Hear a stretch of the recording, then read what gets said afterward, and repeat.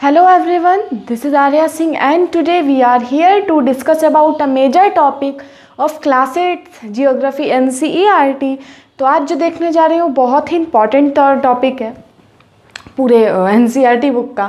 तो आज जो देखने जा रहे हैं वो चैप्टर 4 है जिसका नाम है एग्रीकल्चर, जिसके इंट्रोडक्शंस को हम लोगों ने प्रीवियस वीडियोस में क्लियर कर लिया है और आज हम उससे आगे बढ़ने जा रहे हैं और आज हम सीखने जा रहे हैं फार्म सिस्टम के बारे में। यह फार्म सिस्टम क्या होता है, नहीं होता है, इस सिस्टम में हमारे कौन कौन से प्रोसेस इन्वॉल्व होते हैं, यहाँ तक कि वो प्रोसेस इन्वॉल्व होने के बाद जो हमारा रिज़ल्ट मिलता है उसके बारे में पूरे होल डिस्कशन डिस्क्राइब के साथ सीखने जा रहे हैं। तो अगर आप हमारे चैनल पे नए हो तो चैनल को करना सब्सक्राइब, वीडियो पसंद आए तो वीडियो को करना लाइक। चलिए स्टार्ट करते हैं आज का topic without wastage of any time. तो स्टार्ट करते हैं फार्म सिस्टम। फार्म सिस्टम है एग्रीकल्चर और farming can be looked at a system. ठीक है, देखिए एग्रीकल्चर और फार्मिंग को हम एक सिस्टम के फॉर्म में देखते हैं। ठीक है, अब सिस्टम के फॉर्म में देखते हैं तो कोई भी एक सिस्टम में क्या होता है, कंप्यूटर सिस्टम की हम बात करें तो उसमें क्या होता है, इनपुट प्रोसेस आउटपुट। ठीक है, या फिर हम अगर एग्रीकल्चर को एज एक्टिविटी देखते हैं तो इसमें भी हमारी 3 चीज़ें आती हैं जो मैंने पिछले वीडियो में बताया है, economic activity, primary activity, secondary activity, primary activity और टर्शियरी एक्टिविटी। ये 3 तरह की एक्टिविटीज़ आ जाती हैं इसमें।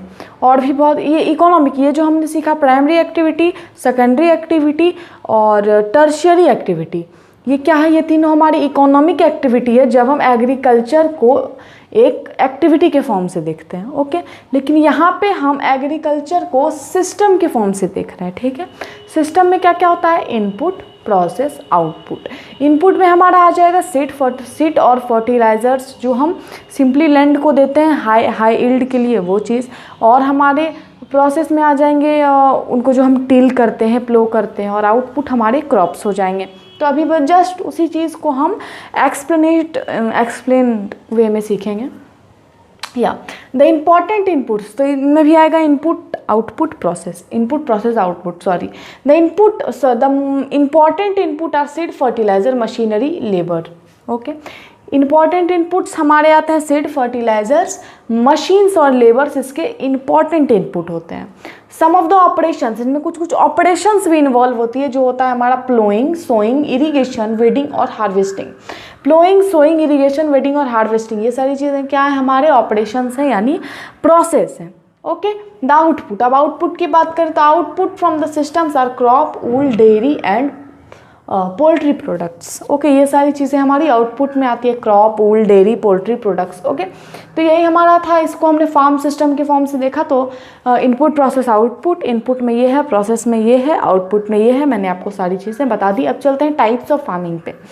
टाइप्स ऑफ फार्मिंग हमारा 2 टाइप्स का होता है। ठीक है, अभी आपके स्टैंडर्ड के हिसाब से जो होता है, चलिए फार्मिंग 2 टाइप्स का होता है, पहला इंटेंसिव, दूसरा प्रिमिटिव।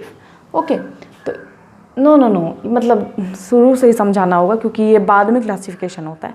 तो फार्मिंग होता है सब्सिस्टेंस फार्मिंग और कमर्शियल फार्मिंग। ओके, पहला आता है सब्सिस्टेंस, दूसरा होता है कमर्शियल फार्मिंग। ओके, अब ये जो हमारा सब्सिस्टेंस फार्मिंग होता है इसका 2 क्लासिफिकेशन होता है, इंटेंसिव और प्रिमिटिव। ठीक है, अब ये प्रिमिटिव फार्मिंग जो होता है हमारा, ये 2 पार्ट्स में क्लासीफाई होता है, जो होता है नोमैडिक हर्डिंग और शिफ्टिंग कल्टीवेशन। ओके, या अब ये जो कमर्शियल फार्मिंग है ये 2 टाइप्स का है।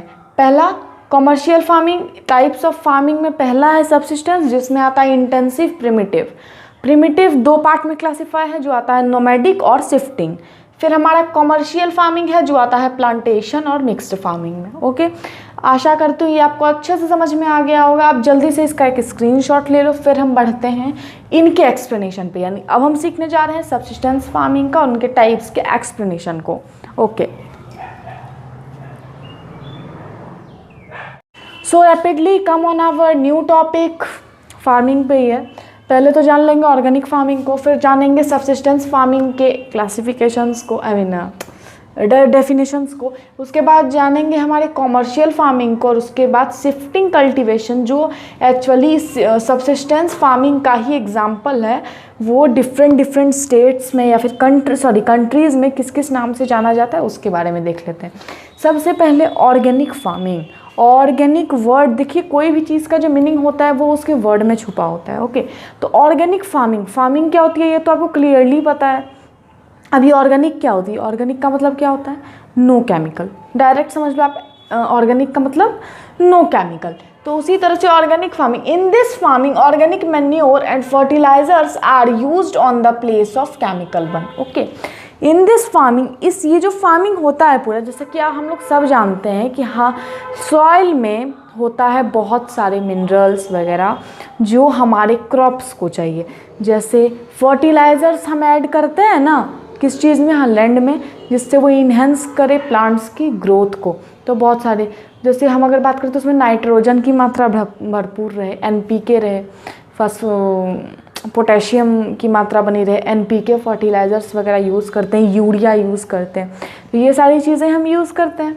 तो किस चीज़ के लिए? कि वो जो उनका जो पार्ट है, यानी उनका जो एक तरह से अमाउंट है, वो सॉइल में बना रहे, नहीं तो वो सॉइल फिर आगे जाके क्रॉप्स अगर हम उस पर उगाएंगे तो वो हेल्दी नहीं होगी, या फिर उस पर हम क्रॉप्स ग्रो ही नहीं कर पाएंगे, वो लैंड एरेबल लैंड रहेगा ही नहीं। ठीक है, एरेबल लैंड क्या होता है पिछले वीडियो में मैंने बता दिया है।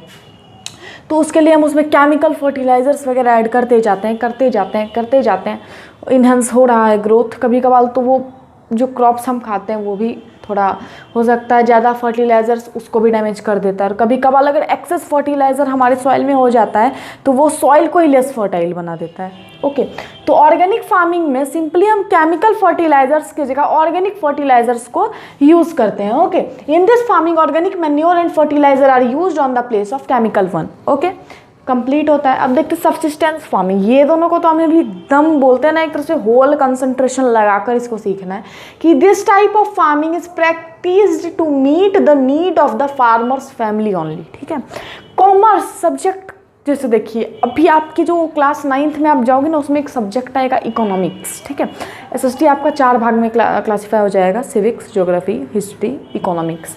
इकोनॉमिक्स जो पढ़ता है, इकोनॉमिक्स सब्जेक्ट है, आ जाएगा उसमें आपको बहुत ही ज़्यादा मार्केटिंग के बारे में पढ़ना है। ठीक है, इकोनॉमिक्स में। ऐसे तो इसका आता है कॉमर्स, एक सिंपल, एक बोलते हैं ना एक तरह से स्पेसिफिक सब्जेक्ट है, बिजनेस की फील्ड में जाना है तो कॉमर्स पढ़ना होता है। लेकिन क्लास 9 की जो इकोनॉमिक्स में है ना, उसमें आपको इस कॉमर्शियल फार्मिंग को बहुत ही अच्छे तरह से डिस्क्राइब किया गया। अगर आप चाहते हो तो उसकी वीडियो मैं लेकर आऊँ तो कमेंट सेक्शन में लिख ज़रूर देना। चलिए अब हाँ, तो ये है, तो कॉमर्स जो सब्जेक्ट है, ठीक है, कॉमर्स सब्जेक्ट है। कॉमर्स का भी मैंने क्या बोला? बिजनेस। कॉमर्स का वर्ड, इकोनॉमिक का वर्ड कहीं भी आता है ना, उससे बिजनेस को हम रिप्रेजेंट करते हैं। इकोनॉमिक का मतलब मनी और कॉमर्स मतलब बिजनेस। तो उसी तरह से कॉमर्शियल फार्मिंग में जो ग्रेन्स को ग्रो करते हैं वो सिंपली कॉमर्शियल पर्पस के लिए, सिल्क ग्रो कर रहे हैं। क्यों? क्योंकि उसको हमें सेल करना है। ठीक है, उसी तरह से हम सब्सिस्टेंस फार्मिंग में ओनली फैमिली की नीड के लिए उगाते हैं, खाते हैं, बस उतना ही काम रहता है। लेकिन कॉमर्शियल में हमें बिजनेस भी करना है, अपने लिए भी रखना है, तो ये सारी चीज़ें आती हैं। सब्सिस्टेंस फार्मिंग में this type of farming is practice to meet the need of farmers family. Traditionally low level of technology and household labour are use to produce on small output. ठीक है, अब देखिए हमें अपनी need के लिए बस ग्रो करना है, तो हम जितना खाएंगे उतना ही ग्रो करेंगे। बहुत ही छोटे से फील्ड पे हम इसको ग्रो करेंगे। तो अब छोटा सा फील्ड है तो हम उसमें सिंपली बैल से ही, मतलब एक तरह से पूरे खेत को प्लो कर लेंगे। वहाँ हमें कल्टीवेटर लाने की ज़रूरत नहीं पड़ेगी। अब उसमें सो करना है तो उसके लिए हम लेबर नहीं मंगाएंगे। अब घर के लोग हैं तो थोड़ी देर सब टाइम देकर एक साथ मिल के कर लेंगे। तो ये होता है क्योंकि छोटा सा हमारा आउटपुट है, जो लैंड है वो छोटा सा है, उसी पे हमें कल्टीवेट करना है। तो हाउस होल्ड लेबर और लो लेवल ऑफ टेक्नोलॉजी यूज होती है हमारी सब्सिस्टेंस फार्मिंग में। ओके, यह हो गया house hold labour. Small output पे हम इसको ग्रो करते हैं। लो लेवल ऑफ टेक्नोलॉजी और हाउस होल्ड लेबर यूज़ होता है, इसे हम फार्मर फैमिली नीड के लिए बस इसको करते हैं। ठीक है, ये सारी चीज़ें मैंने आपको जस्ट अभी बता दी। अब चलते हैं कॉमर्शियल फार्मिंग। ये बहुत ही इंटरेस्टिंग है, ध्यान दीजिएगा। एक बात और, कॉमर्शियल फार्मिंग जो बोले तो प्लांटेशन और मिक्स्ड फार्मिंग, ये मेन इसके क्लासिफिकेशन है। इसके लेकिन आपकी बुक में तीसरा क्लासिफिकेशन भी है जो है कॉमर्शियल ग्रेन फार्मिंग, जिसमें आपका व्हीट और राइस जो ये कॉमन ग्रेन्स है जिसका कॉमर्शियल बहुत ज़्यादा एक तरह से वैल्यू है, तो उसको एकदम कॉमर्शियल ग्रेन फार्मिंग में ग्रो करवाया जाता है। तो वो सब अगले वीडियो में देखेंगे हम। या commercial farming, in commercial farming crops are grown and animal are reared for sale in market. Commercial farming में हम लोग एनिमल्स को भी रेयर्ड करते हैं, क्रॉप्स को भी ग्रो करते हैं, किस लिए कि हम उसे मार्केट में सेल करेंगे। This area cultivate and the amount of capital used in large amount, ठीक है। तो जो जैसे हम लोगों ने छोटी सी एक तरह से बहुत ही छोटा फील्ड पे हम कल्टीवेट कर रहे थे सब्सिस्टेंस फार्मिंग में, ओके। लेकिन अब हम जो कॉमर्शियल फार्मिंग करेंगे उसमें हमें कॉमर्शियल यानी सेल के लिए बहुत सारी चीज़ें लगानी है ना, हमें उसे सेल करना है मार्केट में, उससे हमें बिजनेस करना है, तो उसे हम बहुत ही लार्ज अमाउंट ऑफ लैंड पे सो करते हैं, कल्टीवेट करते हैं, और बहुत ही लार्ज अमाउंट ऑफ लैंड पे। और अगर बहुत ही बड़ा लैंड है तो क्या हम उसमें पूरा हाथ से या फिर बैल की हेल्प से हल चला पाएंगे? नहीं, वहाँ पे हमें टेक्नोलॉजी यूज होगा, उसमें हार्वेस्टिंग में भी टेक्नोलॉजी चाहिए, सोइंग में भी टेक्नोलॉजी चाहिए, इरिगेशन में भी टेक्नोलॉजी चाहिए, यहाँ तक कि वीडिंग में, फर्टिलाइजर्स ऐड करने में, मैन्योर ऐड करने में, सारी चीज़ें में क्या चाहिए भाई? हमें टेक्नोलॉजी चाहिए। तो इसलिए हम क्या कॉमर्शियल फार्मिंग में high level of technology use करते हैं, हाई लेबर को भी यूज़ करते हैं, और हाई कैपिटल यानी पैसा भी बहुत ज़्यादा ही लगाते हैं कॉमर्शियल ग्रेन फार्मिंग में। बिजनेस है, आप तो समझ ही सकते हो, कैपिटल यहाँ पे मनी को कहा गया। Most of the work is done by the machines, और इसमें बहुत सारे काम कॉमर्शियल फार्मिंग में 100 में 99.5% वर्क सिर्फ मशीन से किया जाता है, क्योंकि बहुत ही लार्ज लैंड है, लार्ज अमाउंट में हमें क्रॉप्स को उगाना है, उतना अगर हम उसका देखभाल भी करना होता है, नहीं तो वो ख़राब हो जाएगा तो हमारी कैपिटल वेस्ट हो गई, हमारा टाइम वेस्ट हो गया, हमारा लेबर वेस्ट हो गया, हमारी जो अमाउंट हमने मशीन्स वगैरह में लगाई थी वो सारी चीज़ें भी वेस्ट हो गई। तो इसलिए बहुत ही ज़्यादा मेहनत होती है हमारी कॉमर्शियल ग्रेन फार्मिंग में, ओके।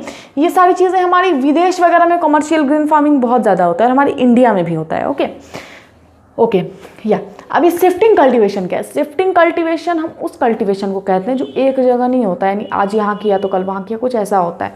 शिफ्टिंग कल्टीवेशन हम इलेबोरेट वे में अगले वीडियो में सीखने वाले हैं, क्योंकि उसमें हम शिफ्टिंग सब्सिस्टेंस फार्मिंग की क्लासिफिकेशन यानी जो हमें प्रिमिटिव सब्सिस्टेंस और शिफ्टिंग फार्मिंग इंटेंसिव और प्रिमिटिव सब्सिस्टेंस, तो प्रिमिटिव सब्सिस्टेंस का ही एग्जांपल है हमारा शिफ्टिंग कल्टीवेशन, उसे हम अगले वीडियो में लेकर आ रहे हैं वो वीडियो। तो शिफ्टिंग कल्टीवेशंस को अलग अलग कंट्रीज़ में अलग अलग नेम से पुकारा जाता है, ठीक है। जैसे आपका घर का नाम कुछ और होता है, बाहर का नाम कुछ और होता है, स्कूल का नाम कुछ और होता है, तो वैसे ही ये शिफ्टिंग कल्टीवेशन है ये भी बहुत सारे नाम के साथ है। तो मिल्पा, इसे हम मैक्सिको में इसे मिल्पा के नाम से जाना जाता है, एग्जाम में पूछा जाएगा। ब्राज़ील में इसे रोका के नाम से जाना जाता है। नॉर्थ ईस्ट इंडिया, जो पूरा पार्ट है हमारे नॉर्थ ईस्ट इंडिया का, जो हमारे 7 सिस्टर्स हैं, वो हमारा जूमिंग के नाम से जाना जाता है वहाँ पे, ओके। और लैडंग, LADANG, लैडंग इसे मलेशिया में कहा जाता है, ओके।